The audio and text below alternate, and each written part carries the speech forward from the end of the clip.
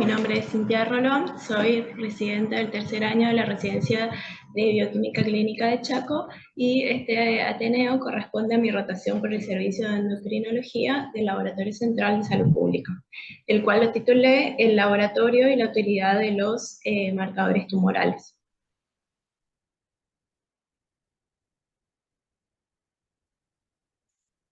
Bueno, para empezar voy a hablar un poquito de las generalidades.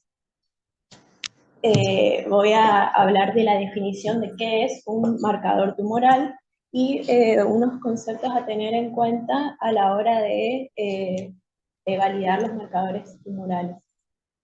Por otro lado, voy a hablar de los factores y las limitaciones a la hora de determinar estos marcadores tumorales por parte del laboratorio, la utilidad y la clasificación de los marcadores tumorales, y hay muchísimos marcadores tumorales, dentro de estos se encuentra el antígeno prostático específico, que elegí este marcador como para describirlo un poco más porque es uno de los marcadores más pedidos en el servicio de endocrinología del laboratorio central.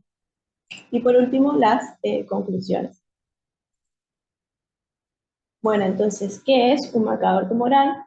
Un marcador tumoral es una sustancia que es producida por las células cancerosas o por el organismo en respuesta a un tumor maligno, pero también puede presentarse en ciertas situaciones o en ciertas patologías benignas, también pueden estar presentes estos marcadores tumorales, que son vertidos a la sangre o a otros líquidos biológicos, en donde ahí se va a poder detectar y cuantificar a estos marcadores tumorales.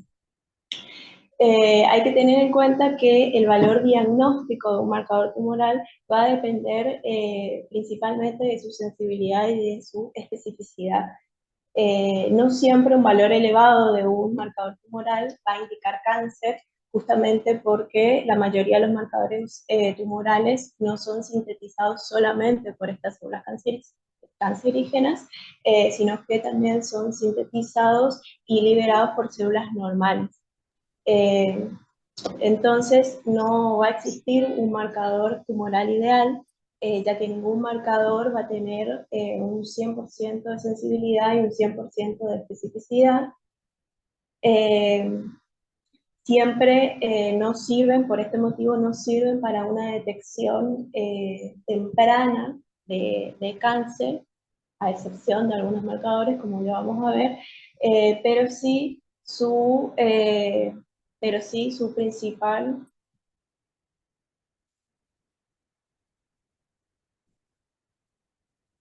pero sí su principal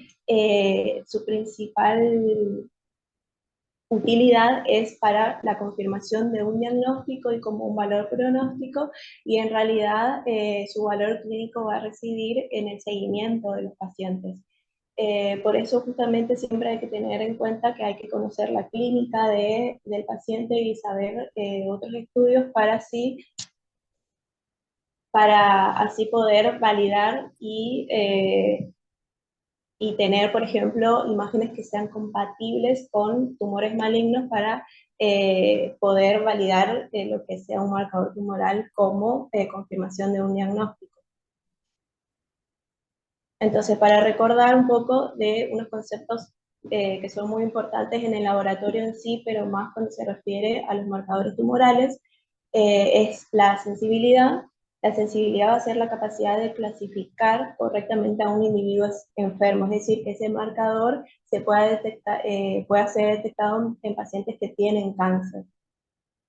La especificidad va a ser la capacidad de clasificar correctamente a un individuo sano cuando no tenga la enfermedad, es decir, podés distinguir a aquellos pacientes que no tienen cáncer de los que sí tienen. Por otro lado, tenemos el valor predictivo positivo, que va a ser la probabilidad de padecer la enfermedad si ese marcador tumoral da elevado o positivo, y un valor predictivo negativo cuando la probabilidad del individuo de estar sano si se obtiene un marcador tumoral negativo o normal. Entonces, como ya dije, no existe un marcador ideal, un marcador tumoral ideal, porque que tenga una sensibilidad del 100%, es decir, aquel que puede identificar todos los casos con cáncer, es decir, que haya ausencia de falsos negativos, y que tenga una especificidad del 100%, es decir, que pueda, que en todos los casos en el que se detecta este marcador tumoral sea por cáncer. Entonces, que haya, es decir, que haya una ausencia de falsos positivos. En este caso tenemos el ejemplo del antígeno específico de próstata, que para el cáncer de próstata el punto de corte del PSA es de 4. Entonces, como vemos en la figura, si se tratara de un marcador tumoral ideal, vemos que por debajo del valor de punto de corte, es decir, de 4, tenemos todos los individuos sanos, y por encima de ese valor de corte van a ser los pacientes con cáncer. Pero esto en realidad en la práctica no sucede.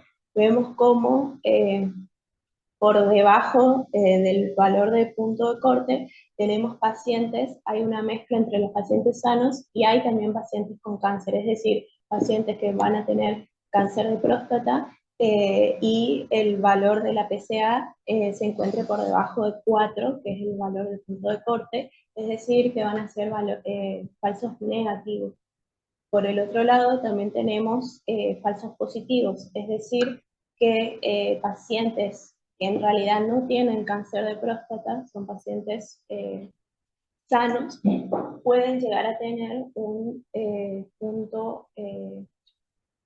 valor de PSA por encima del punto de corte, eh, y en este caso entrarían los pacientes, por ejemplo, con hiperplasia de próstata benigna o pacientes con prostatitis, que ya vamos a ver más adelante, que son situaciones benignas, no patológicas, en donde van a aumentar el valor de la PSA. Entonces, si queremos tener mayor sensibilidad, lo que vamos a tener que hacer es bajar el punto de corte. Entonces, en este caso vamos a tener menos falsos negativos, pero vamos a tener más falsos positivos. Y por el contrario, si queremos aumentar la especificidad, lo que vamos a tener que hacer es subir ese punto de corte para tener más falsos negativos, pero vamos a tener menos falsos positivos.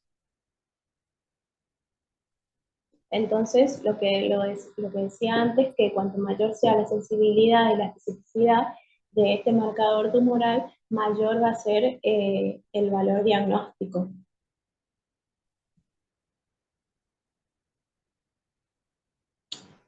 Pero, bueno, los factores como que afectan en la determinación e interpretación de los marcadores tumorales, como en casi todas las determinaciones del laboratorio, vamos a dividir estos factores, estas limitaciones, en la etapa preanalítica, en la etapa analítica y en la etapa posanalítica.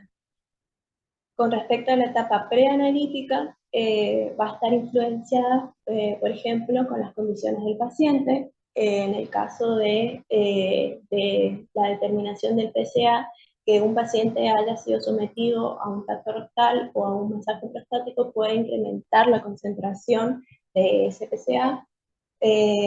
También el consumo de algunos fármacos también pueden afectar los niveles de algunos marcadores tumorales. Las condiciones de las muestras también van a influir en la determinación de algunos especímenes. Por ejemplo, algunas temperaturas elevadas pueden afectar la estabilidad. También otros marcadores están influenciados en el tiempo de la demora entre la extracción y la centrifugación. Por ejemplo, el PCA libre, como vamos a ver más adelante, el PCA libre tiene una vida media muy corta, entonces el tiempo de demora que se tarda entre la extracción y la centrifugación va a hacer que el valor de PCA libre disminuya. Y como ya vamos a ver más adelante, el PCA total tiene una mayor vida media, entonces por lo tanto el PCA total no va a estar modificada por ese tiempo de demora, pero sí el PCA libre. Y a la hora de utilizar la relación PCA libre sobre PCA total, esta va a estar disminuida, pero en realidad por una condición de la muestra. También es importante la selección correcta del marcador tumoral. Esto, por ejemplo, como estuvimos hablando del PCA libre, la utilidad del PCA libre en realidad radica en poder seleccionar pacientes para realizar la biopsia o no. Entonces, no se debe utilizar esta determinación de PCA libre como un cribado en la población en general. En sí, la mayoría de los marcadores tumorales no tienen utilidad de cribado, entonces por lo tanto no se debería pedir como, como general en la población, pero sí la combinación de varios marcadores puede llegar a identificar aquellos pacientes que tengan una mayor riesgo de padecer cáncer. Con respecto a la fase analítica, tenemos las interferencias, por ejemplo, la reacción cruzada con otras moléculas eh, que tengan estructura relacionada. Están los anticuerpos heterófilos y el efecto de Hooke. También el cambio y la linealidad del método va a interferir en este proceso analítico, y el control de la calidad analítica, que se debería realizar un control interno y un control externo. Bueno, un poquito sobre las interferencias, como ya dije, la reacción cruzada, eh, el fabricante debería describir si existe reacción cruzada y a qué concentración existe esta reacción cruzada con moléculas que están relacionadas estructuralmente. Por ejemplo, la HCG se utiliza como un marcador tumoral, y la HCG va a compartir la subunidad alfa con la TCH, con la TCH y con la LDH. Con la LH. Y también otra posible reacción cruzada es con la biotina, que esta interferencia con la biotina se da en los métodos que utilizan anticuerpos biotinados. Entonces, eh, se puede llegar a evitar esta interferencia si se trata la muestra con micropartículas de streptavidina. Con respecto a los anticuerpos heterófilos, estos anticuerpos heterófilos van a dar resultados falsamente altos o bajos por cuando, debido a estos anticuerpos que son antibatón u otros anticuerpos heterófilos, que reaccionan con los anticuerpos que son utilizados en el ensayo. Esta interferencia se da principalmente en la determinación de la HCG, del CA125 y del CA199. Con respecto al efecto persona, el efecto persona sucede cuando las concentraciones de este marcador tumoral excede el rango de magnitud de la técnica, entonces sobrepasa ampliamente la concentración del anticuerpo de captura y se provoca una saturación de la capacidad del inmunoensayo, del inmunoanálisis. Entonces, lo que hace es que da valores falsamente disminuidos. En este caso, para el ejemplo de la concentración de beta-HCG, se observa que con el efecto Hooke, por el efecto Hooke, da una concentración menor a 10.000, cuando en realidad la concentración es mayor a 1.000.000. En el Architect, en el ensayo de la PCA total, nos observó un efecto Hooke en muestras que contenían hasta aproximadamente 48.000 nanogramos por mililitro de PCA.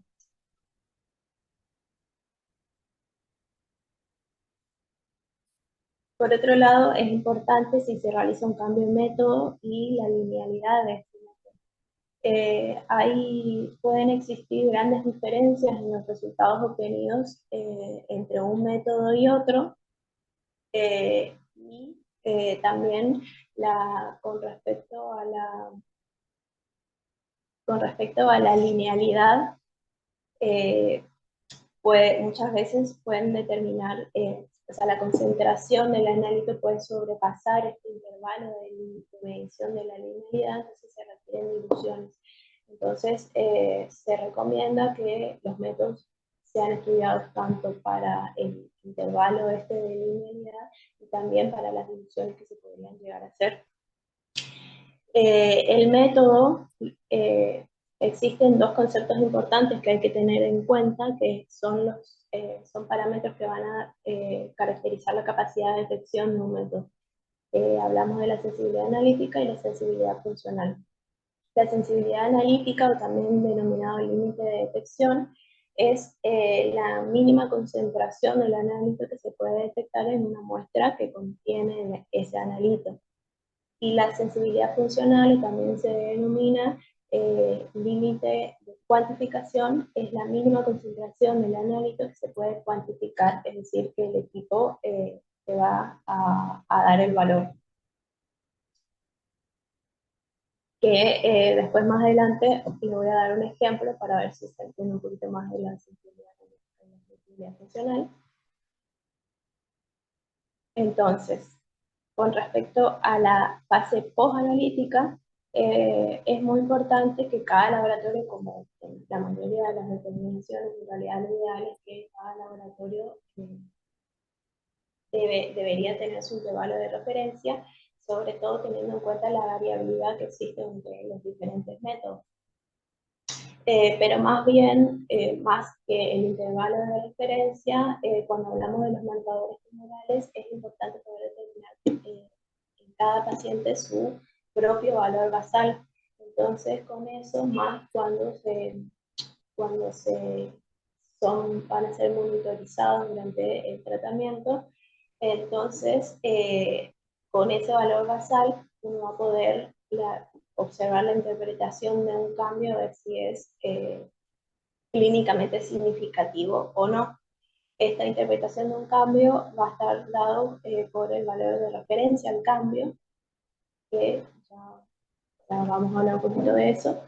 Y con respecto a la validación de los resultados, es muy importante tener en cuenta que para validar los resultados, además del valor de ese marcador tumoral, se deben tener en cuenta otros laboratorios, por ejemplo, una función hepática o una función renal, porque la mayoría de los marcadores tumorales van a ser catabolizados y excretados por el hígado y por el riñón. También hay que tener en cuenta los resultados previos de este marcador y la situación en general, la clínica del paciente, y si tiene imágenes, para todo eso, para poder validar el resultado y poder siempre excluir los falsos positivos. Entonces, con respecto al valor al valor de referencia al cambio, ya que una de las principales aplicaciones de los marcadores tumorales es la detección precoz de recidivas y el control del tratamiento. El poder identificar que un cambio sea clínicamente significativo o no es muy importante.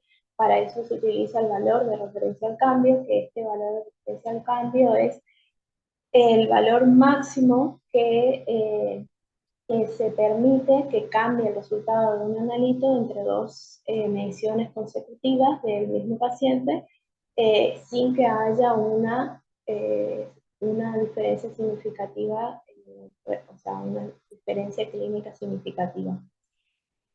El valor de referencia al cambio tiene en cuenta la variabilidad biológica intraindividual y la imprecisión o variabilidad analítica, siempre teniendo en cuenta que la variación preanalítica es mínima.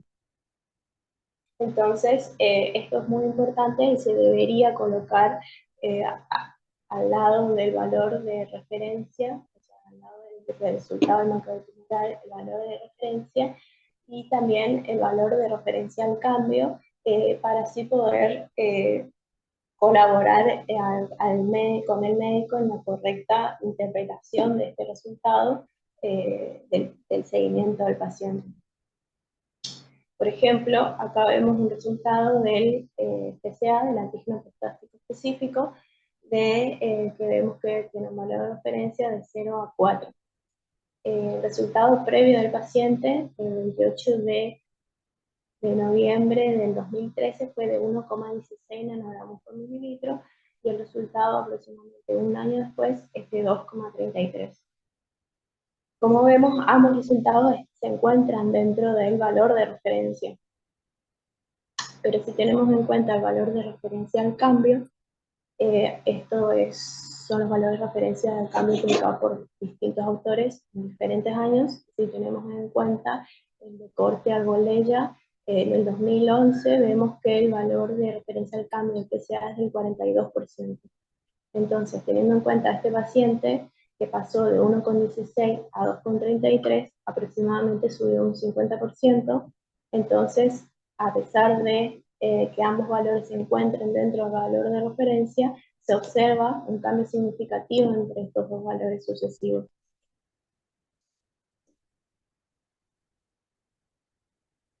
Bueno, acá hay una tabla en donde se encuentran las principales causas de elevación de la concentración de marcadores tumorales en ausencia de neoplasia. Por ejemplo, para el PSA tenemos que en la etapa preanalítica puede dar un falso positivo si, por ejemplo, el paciente, como ya dije antes, estuvo sometido a un masaje prostático o tiene alguna infección urinaria o alguna resección transuretral. También en pacientes con insuficiencia renal pueden dar falsos positivos, pueden dar aumentados o disminuidos, y principalmente en las patologías benignas como prostatitis, la hipertrofia benigna de próstata, en donde dan valores altamente aumentados de PSA.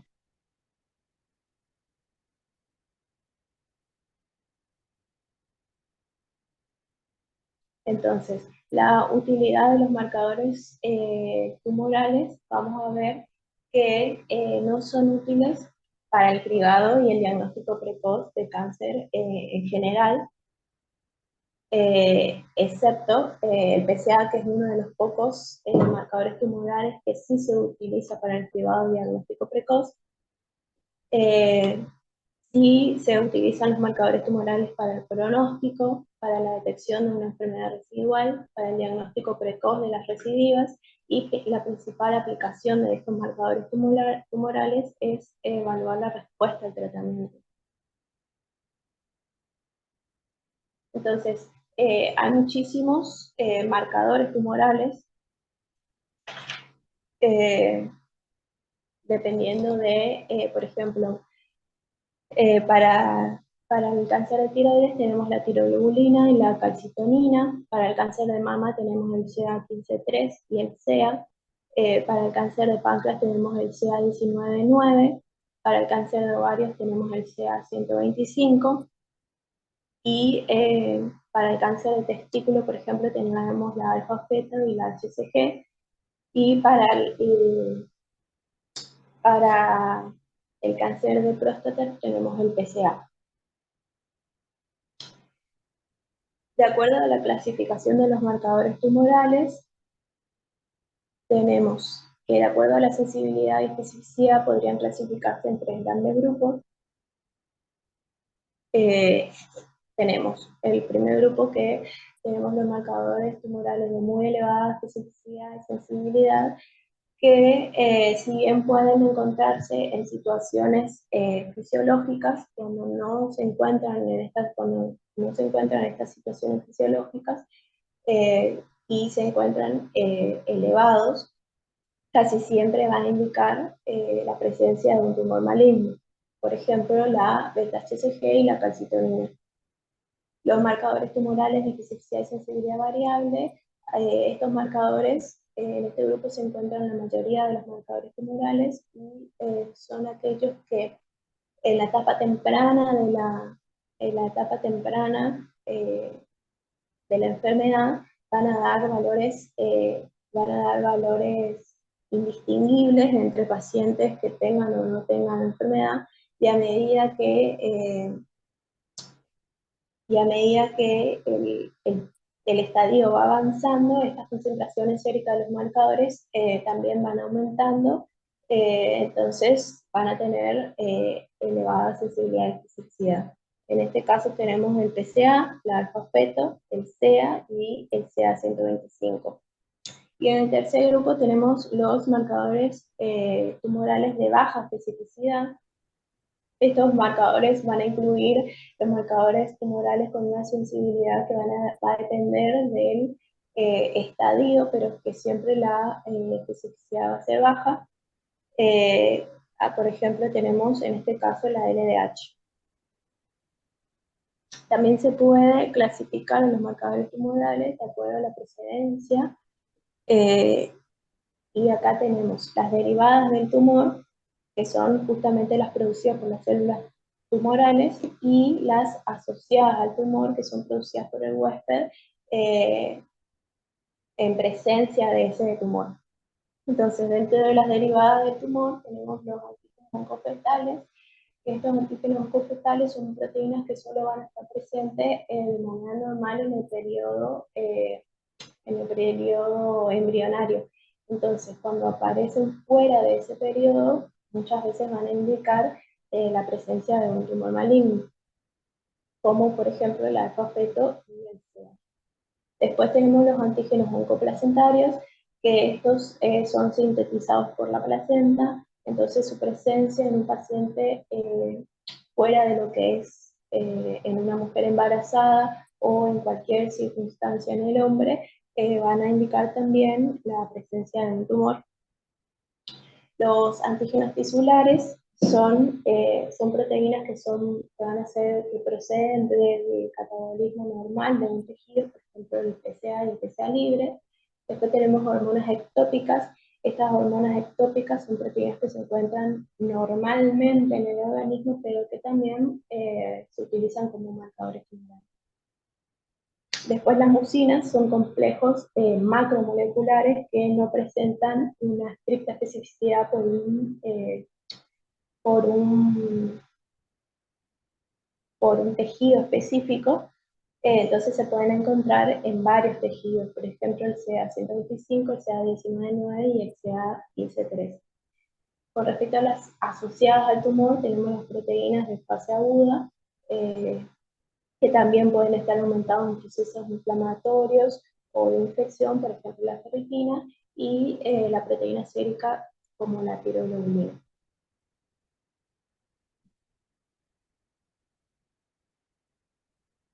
Bueno, el antígeno, con respecto al antígeno prostático específico, el cáncer de próstata eh, es el segundo cáncer más frecuente entre los hombres, y el marcador tumoral de elección para este cáncer es el antígeno prostático específico. ¿Qué es el PCA? El PCA es una proteína, un miembro de la familia de las calicreínas, es una proteasa, una glicoproteína formada por 237 aminoácidos, y que la producción del PCA tiene lugar principalmente en, en el epitelio glandular de la próstata. Se secreta en el líquido seminal a altas concentraciones, se presenta en el líquido seminal a altas concentraciones, y su función principal va a ser la división proteolítica de la licuefacción del gen seminal, lo que hace que incremente la movilidad del esperma y, o sea, su función es la licuefacción del semen. Se presenta, en la sangre se presenta en tres formas. Tenemos la PCA, que es la principal forma inmunodetectable, que es la que está unida al inhibidor de la proteasa, que es la alfa-1 antiquimotripsina, que se encuentra entre un 70 y un 90%. Después tenemos el PCA libre, que también es la forma inmunodetectable en suero. Y por otro lado tenemos la tercera forma de PCA, un complejo que está formado con la alfa-2 microglobulina, pero este complejo no puede ser detectado por los análisis. Entonces, el PCA total va a estar formado por el PCA que está unido al inhibidor, a la celulosa, la alfa-1 más la PCA libre. Entonces, eh, el, Gumi, el perdón, PSA, te interrumpo en serio. ¿qué? Va a cortar que vuelvan a entrar con el mismo ID. Bueno, el PSA es un marcador prostático específico, pero no es un marcador específico de cáncer. Justamente porque tiene múltiples factores que van a influir en la concentración de este marcador. Por ejemplo, la vida sedentaria va a reducir la concentración de PSA. También los procesos inflamatorios, la actividad física, tratamientos, manipulación de la vía urinaria tienden a elevar la concentración del PSA. Las cifras del PSA van a aumentar con la edad, aumentan también en otras condiciones benignas como la prostatitis y la hiperplasia prostática benigna, que sería el aumento del volumen prostático con la edad. Entonces, con respecto a su baja especificidad, eso lo que hace es limitar su utilidad diagnóstica. El valor de corte del PSA total es de 4 nanogramos por mililitro. Entonces, como vimos anteriormente, pacientes con PSA que tienen menos de 4 nanogramos por mililitro pueden llegar a tener cáncer de próstata, lo que estarían clasificados como falsos negativos. Después hay una zona gris que va entre el valor de 4 a 10, porque mayor a 10 ya se considera que puede ser muy significativo de cáncer, pero la zona gris entre 4 y 10, eh, para evitar que haya biopsias innecesarias, surgió la determinación del PCA libre, que lo que hace es aumentar la especificidad y sensibilidad y va a permitir una mejor diferenciación entre la enfermedad benigna y maligna. Entonces, desde el laboratorio, las condiciones preanalíticas para la determinación del PSA va a ser una muestra de elección, la muestra de elección que va a ser suero, que el paciente presenta abstinencia sexual y también actividad física 3 días previos. No se deberá extraer la muestra antes de cualquier manipulación, siempre tendría que esperar por lo menos una semana eh, post un examen del tracto rectal y también un mes post una biopsia prostática, y siempre tener en cuenta que si el paciente posiblemente haya tenido una prostatitis, eh, evaluar el PSA varias semanas después de la resolución. Bueno, el PSA total tiene una vida media de 2 a 3 días, no hay ritmo circadiano, así que se podría tomar la muestra en cualquier momento del día. Con respecto al PCA libre, tiene una vida media inferior, tiene una vida media de 2 horas, por eso era importante la rapidez entre la extracción de sangre y la centrifugación y separación. Eh, y el porcentaje va disminuyendo en pacientes con el cáncer de próstata, que un 25%, menos de un 25% de PCA libre es sospechoso de una neoplasia. Y lo que se hace es la relación PSA libre sobre PSA total, que el valor de corte es de 0,20. Por encima de ese 0,20 se tendría que tener una conducta expectante y seguir al paciente, y por debajo del valor de corte de 0,20 se debería realizar una ecografía, una biopsia, porque es muy sospechoso de que en realidad exista un tumor, un cáncer de próstata. Con respecto a la sensibilidad funcional y a la sensibilidad analítica, como ya dije antes, la sensibilidad analítica es la mínima concentración eh, que se puede detectar, y está referida a 2 desviaciones estándar por encima de la media. Y la sensibilidad funcional se va a definir como la concentración, la mínima concentración que puede medirse con un coeficiente de variación interensayo menor al 20%. Entonces, la sensibilidad analítica es lo que detecta el equipo, y la sensibilidad funcional es en realidad es lo que se podría cuantificar. Entonces, la mayoría de los marcadores tumorales tienen distinta sensibilidad analítica y distinta sensibilidad funcional,